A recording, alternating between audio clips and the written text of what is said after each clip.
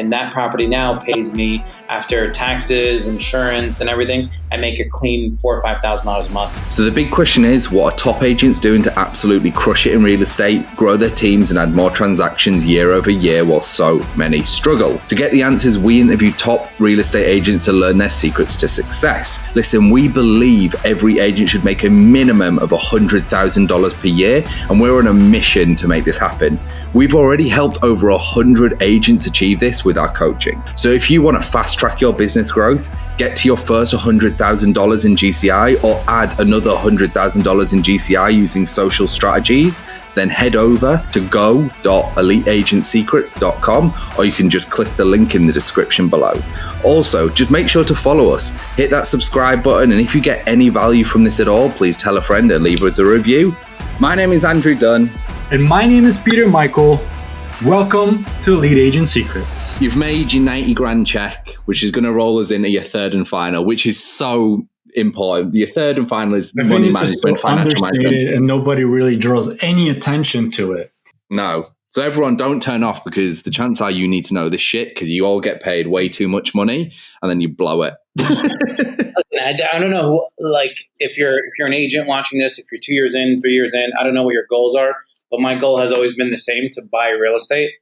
And I have purchased 7 properties since I started in the business, and I would not have been able to do so if I didn't have a good somebody who does my taxes, and a good lender who communicates with the guy who does my taxes, and kind of managing the money coming in. The good part about our business is you can prepay your taxes and you can write off a lot, and you are genuinely allowed to spend a lot of money on your marketing. You could write off a lot of stuff, and obviously the more you market, the more money you'll make in the next year, but you write it off. But a lot of people don't show income. They don't show income, and unfortunately you need to show income to buy property. And in order to show income as a realtor, you have to pay taxes on that income. So realtors making $100,000 a year don't know that they need to pay $40,000, $50,000 in tax. $40,000 in tax if you want to make $100,000. Every state is different, but if you want to make $200,000 and you want to show $200,000, my God, you're going to pay $70,000, $80,000 in taxes.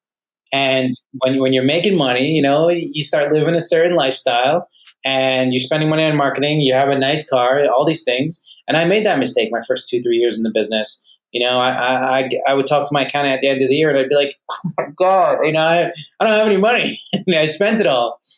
And I would say it's really hard to prepay your taxes, make a lot of money, manage your business, invest in real estate, and do it all consistently at a higher level every single year.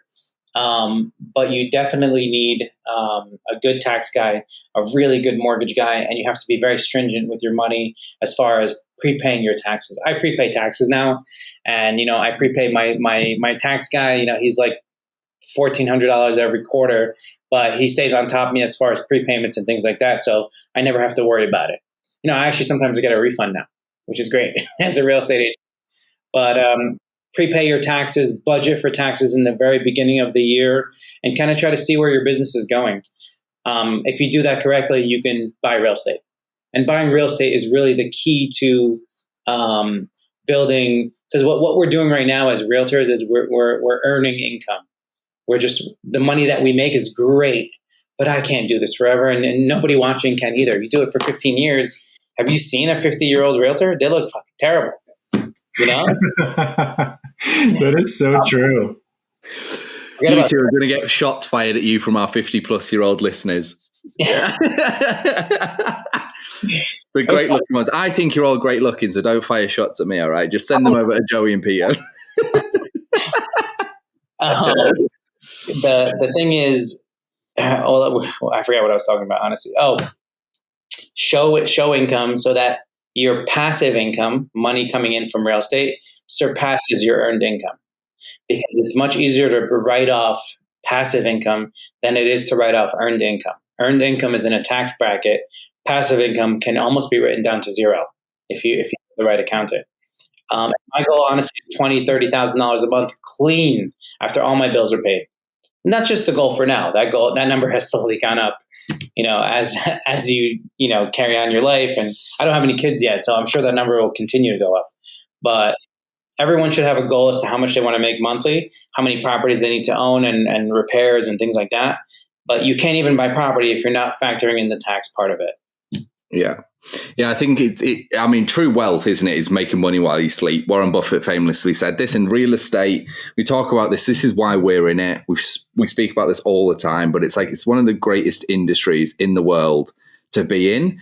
And historically, it's the top 3 for making the most millionaires in the world industries. It's only finance and technology ahead. And they're obviously, technology specifically is a newer one that's obviously rose to fame through software. But like finance, it's like, just look at it. Like, tons of people are millionaires, genuinely a lot, by investing in real estate, buying real estate. I collect 10K, 15K a month in passive rental income from having these properties. A lot of people are getting into multifamilies and stuff. That's what I love. Multifamilies, that's the shit that I really want to get big into. Yeah. But that comes with time. Listen, I'm not saying that we're there right now, but rental properties and like you said, we're realtors. We know how this shit works. We know more than most the games that we can play and how we can get around stuff. And it's all there. And we know this system. Yeah. We know it better than fucking most people. If you're doing a lot of volume, you're going to come across a lot of opportunity as well. True. Yeah. The seller's okay with selling you something off market and you disclose that you have a real estate license. I had one guy, I have balls, I'll buy a property that has structural and foundation issues. I don't give a shit. And I'll say to the seller, listen, you need a French drain, new support beam, and this whole left side of this basement needs to be rebuilt. And keep in mind, the whole property needs to be gutted. But those are the properties where you can buy it. I'll give you an example. I went on a listing appointment in Cedar Grove. And it was a builder, and he built this $1 million house, and he put laminate floors. He put the cheapest laminate floors in this brand new construction house. And I told him, why would you do that? You kind of shot yourself in the foot. Nobody's going to buy a $1.2 million house with laminate floors. And, he kind of disagreed with me, and he was interviewing 3 realtors back to back. And the one that came after me, I ended up knowing him. And I was like, oh, this builder is such a jerk off. So I'm standing in front of the house, and the neighbor across the street comes over and he says, terrible house, right? He put laminate floors. I'm like, that's what I said. I told the guy. He's like, I have a property in Bloomfield. I want to sell it, but it has a lot of issues. I'm like, let's go there right now. Show it to me. And it turned out to be 4 apartments and a big storefront and structurally not sound, blah, blah, blah. We made a deal off market, no commission. I bought it, and I put about $250,000 into it. And that property now pays me, after taxes, insurance, and everything, I make a clean $4,000 or $5,000 a month. And that's just from an opportunity of a phone call that I called on a listing that I didn't get. Yeah, it reminds me of the first story you told, where it's a rental property, and it's you're just putting yourself out there, man. I love it. Now, what I want to do, so I want to give you the floor, Joey. So if you got something going on, you might be growing your office more. It sounds like you are, but for referrals, buyers and sellers, how can people reach out, whether it's phone, email, social network, website? Tell the people where you're at. Okay, cool. Thank you for that. I will. So I have a real estate office in Montclair. We have 50 realtors now. If you want to reach out to me personally, you can find me on Instagram. Just type in Joseph Aziz. My handle is Joe_NJ_realtor. Or if you could just go to YouTube and type in Joseph Aziz Real Estate. I have a ton of videos up. Working on my subscribers. It's really hard to build that. I think I have almost 2,000 right now. I think you get monetized at 2,000. So I'm right there if you guys can help me out. But Instagram is really the best way. I answer pretty much every single message. I never have an unread email or a message in anything. So feel free to reach out to me there. Love it. Now, the final wrap up here, Joey, is we've got a quick fire round. 3 quick questions. Give us top of your head answers, all right? First one, your favorite book or person you've learned from recently? My favorite book or person I've learned from? Okay, I'll go by person. Builder that I met that, I think I'm doing a lot. I always have a project gutted, always have something I'm working on, managing 50 realtors, and then my own business. But I have a good friend. His name is Gary. This guy is out of his mind. I don't know how he does it, but he has a dumpster company, a sheetrock company, an insulation company, an asbestos company, a company called Captivate Construction that does additions and gut renovations on homes. He just started a car rental company because of COVID. He just started a recycling company. Awesome guy, knows his shit, super kind to his employees. We have the same logic as far as like treating our employees with respect. And it's just like, he's just such a crazy person. He's almost not real. You know, every time I see him, he's doing something. Like right now, he's opening up a bar. Like, nut job. Inspiring. But very inspiring. And a constant reminder by being friends with him that like, you're not doing enough. Love it. Next one. What's your goal for this year or the next 12 months? What number would you like to hit? Honestly, the real estate sales goals, I'm comfortable staying at 55 million. Always good to do more a year. But I also want to have a healthy work-life balance. I think my life has transitioned to like, yes, real estate business is good, but also I want to be able to, the one thing that money can't buy is time.